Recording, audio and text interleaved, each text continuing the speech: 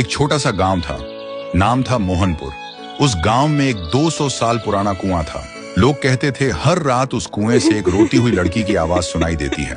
लेकिन एक बात सब लोगों को हैरान कर देती है, मोहनपुर गांव का जो भी लड़का उस कुएं के पास पानी पीने जाता है, वह 2 दिन के अंदर मर जाता है और मरा हुआ शरीर गायब हो जाता है। और एक दिन इसी गांव में एक शहर से अर्जुन नाम का लड़का आता है। अर्जुन वह छुट्टियों में अपने दादाजी से मिलने आए थे। एक दिन अर्जुन गांव के लोगों से सुना है कि वह कुआं बहुत डरावना है और कोई उसके पास नहीं जाता।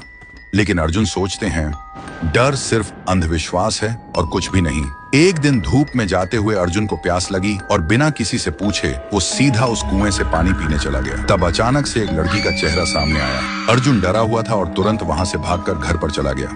उस रात उसे नींद नहीं आती। हर समय उसे लगता है कोई उसे देख रहा है और कोई बुला रहा है। अब उसे भी डर लगने लगा था।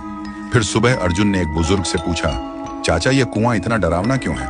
चाचा ने बोला, यह कुआं बहुत पुराना है। यहाँ से आधी रात में एक लड़की की रोते हुए आवाज निकलती है और वह लड़की हमेशा लड़कों को ही अपना शिकार बनाता है। आज तक इसका राज कोई समझ नहीं पाया। इस बात को सुनकर अर्जुन वहां से निकल पड़े और घर में आकर एक पाखंडी बाबा को कॉल करके बुलाता है ताकि इसका राज क्या है वह जान पाए।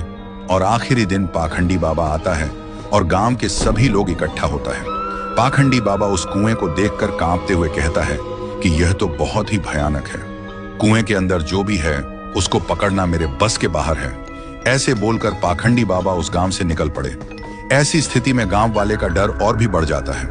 अर्जुन के मन में सवाल उठते हैं कि उस दिन मैंने जो देखा क्या वह मेरा वहम था, और आज तांत्रिक ने क्या देखा जो डर के भाग गया।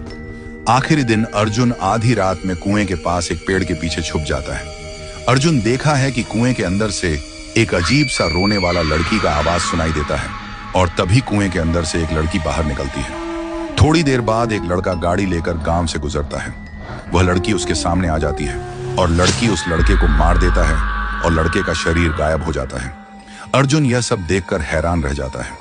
उसके दिमाग में एक ही सवाल घूमता है कि यह लड़की कौन है जो लड़के को ही अपना शिकार बनाते हैं, लड़कियों को क्यों नहीं? तो दोस्तों, अगर आपको जानना है कि उसे कुएं में वह लड़की कौन था और वह सिर्फ लड़कों को ही क्यों अपना शिकार बनाती है, तो कमेंट करो, पार्ट 2 चाहिए।